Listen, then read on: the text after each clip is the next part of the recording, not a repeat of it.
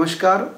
निब्बाना की दुनिया में मैं डॉक्टर नीलेश विश्वनाथ आप सबका सहर्ष स्वागत करता हूँ। दोस्तों, सेक्स सीरीज में आज के एपिसोड में हम बात करेंगे ये विषय क्या है, इसकी ज़रूरत क्या है। दोस्तों, ये पूरी दुनिया भर में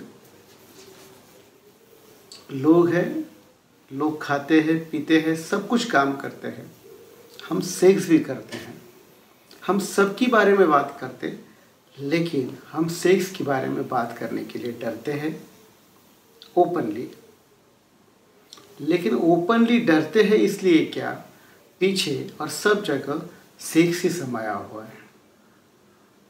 हमारी गालियाँ, हमारा सोचने का ढंग, हमारे जोक्स, हम जो भी कुछ करते हैं उसमें अगर आप मानसशास्त्र देखेंगे तो उसमें मूलतः सेक्स ही समाया हुआ है।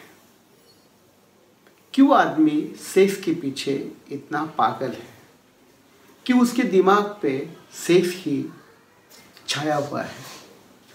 तो इसकी जड़ ढूंढने की, इसके बारे में बात करने के लिए हमें डिस्कशंस कर रहे हैं। एज अ डॉक्टर, जब मेरे पास पेशेंट आते हैं, एक रिसेंट एक्सपीरियंस मैं आपसे शेयर करना चाहूँगा। एक मास्टर ऑफ आर्ट्स एमए का ग्रेजुएट को जब मैंने पूछा क्या आपको पता है, बातों बातों में एक विषय आया तो उसको मैंने पूछा क्या आपको पता है कि एक पुरुष के अंदर कितने स्पर्म होते हैं। उसने कहा 3 स्पर्म होते हैं। एक स्पर्म वेस्ट हो जाता है एंड मास्टरबेशन में, एक से बच्ची होती है और एक से बच्चा होता है। तो बहुत अंदर से हिला मैं कि अगर मास्टर ऑफ आर्ट्स, एक विषय में मास्टर आदमी को अगर सेक्स के बारे में इतना कम पता है तो कितनी ज़रूरत है आदमी को, हर आदमी को एजुकेट करने के लिए। उसमें उसका कोई दोष नहीं था।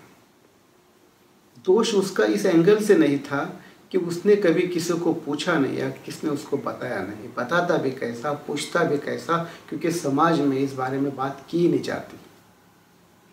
आज भी मैं आपके सामने इस बारे में बात क्यों कर रहा हूँ, किसी ने तो भी बोलना चाहिए। और डॉक्टर के तौर पर जब हम पेशेंट्स देखते हैं, पेशेंट की समस्याएं देखते हैं, हमें खुली तौर पे पता चल जाता है कि ये समस्या का जड़ इसके सेक्स लाइफ से संबंधित है। लेकिन वो हमारे तक आते आते बहुत समय निकल जाता है,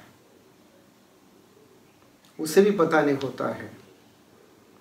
तो मेरी एक कोशिश है निब्बाना पाथ ऑफ हेल्थ के माध्यम से कि हर घर में, हर समाज में, हर देश में हर एक को इस विषय में जानकारी हो। देखो दोस्तों, कि एक समय था कि जब आदमी को जानकारी कम थी किसी भी चीज़ में। जब जानकारी कम होती है तब आदमी को डर लगता है, और डर निकालने का एक ही उपाय है, अनेक उपाय में से एक उपाय यह है कि उस विषय में जानकारी लो, उसे मालूम करो। सेक्स, जैसे मैंने इंट्रोडक्शन में कहा कि ऊपर बाहर कोई नहीं बोलता, लेकिन पिछवाड़े में सब चलता है। मेरा बोलने का मतलब ये था कि ये हमारे जीवन का एक अविभाज्य, ये हमारे जीवन का ये अविभाज्य अंग है।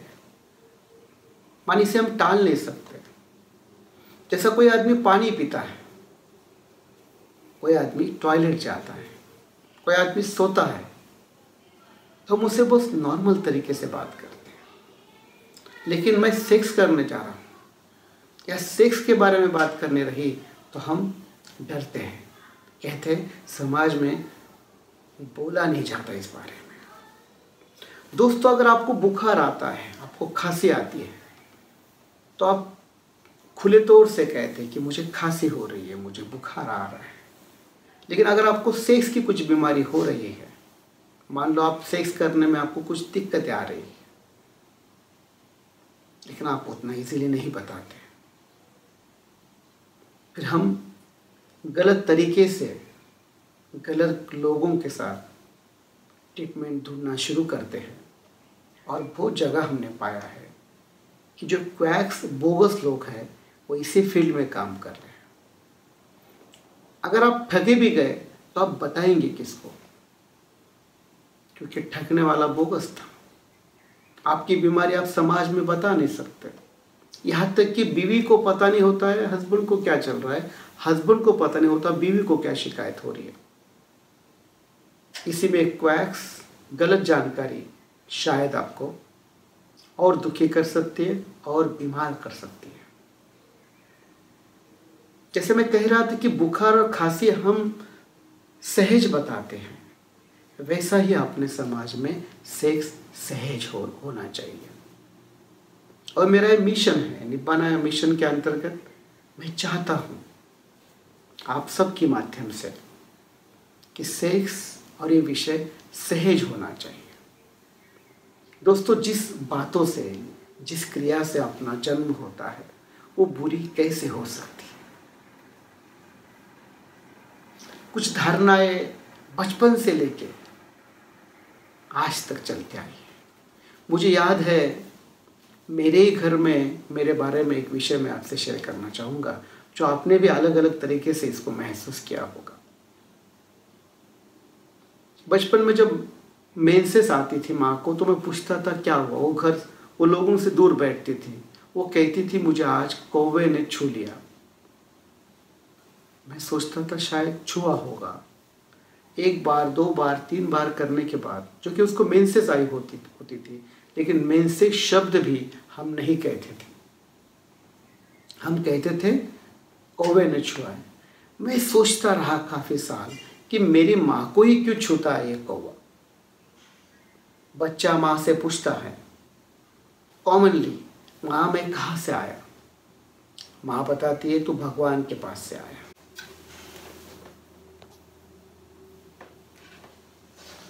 बच्चा माँ से पूछता है कॉमनली कि मैं कैसे आया, कहाँ से आया, तो माँ अक्सर बताती है तू भगवान के पास से आया।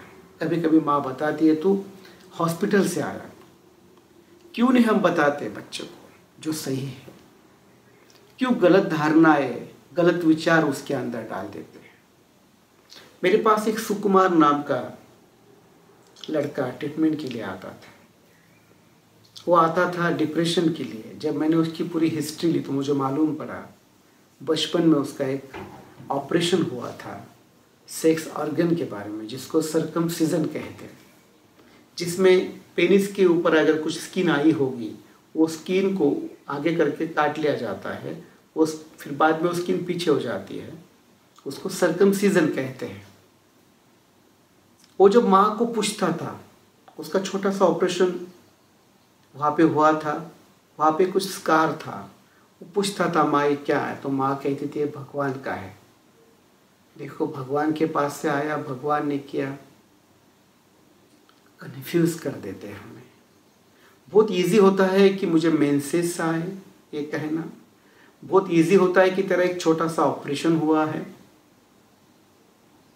लेकिन यही कारण है हम उसको छुपाते छुपाते,